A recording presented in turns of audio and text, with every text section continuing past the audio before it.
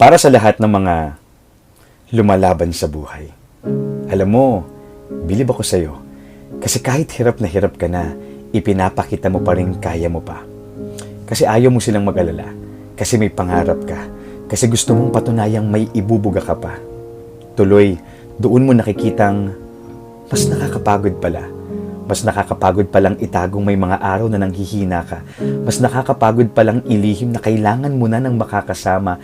Mas nakakapagod palang itangging kailangan mo lang ng kahit isang taong magsasabi sa iyo na kaya mo yan, magpatuloy ka. One realization that changed the way I deal with my battles. I don't fight alone. I fight in faith. I fight with my God. Why?